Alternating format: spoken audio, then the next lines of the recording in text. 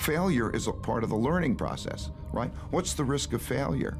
What, you'll be embarrassed, or risk of failure? How do you distinguish failure from learning? To get past it, you gotta go through it.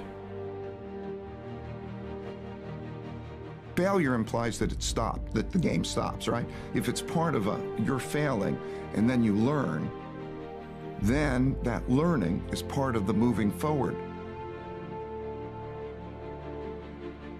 To get past your failure, that failure in your life, you gotta go through it. You can't go around your failure, you can't go over your failure, you can't go under your failure, you can't ignore your failure. You need to grieve the failure.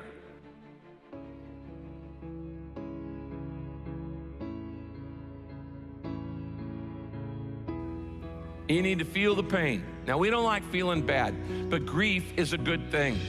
Grief is the way we get through the failure, and grief is the way we learn the lessons.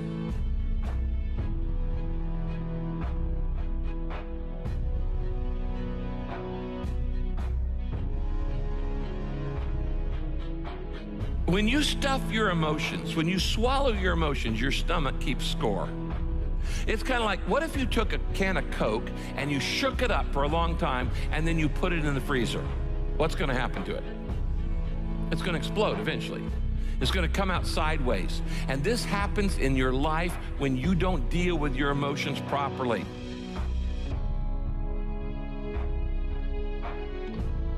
You don't minimize it. You don't rush to feel better. To get past your failure, you've got to go through the failure.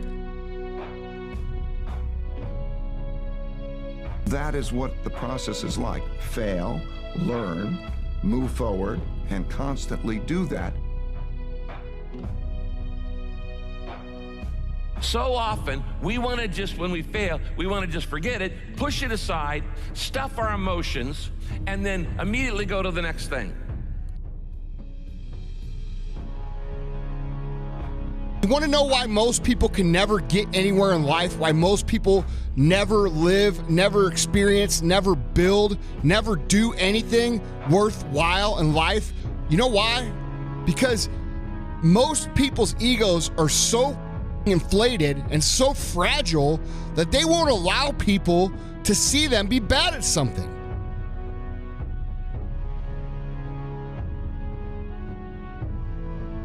You know, and my mentality is like, I have a I don't lose mentality.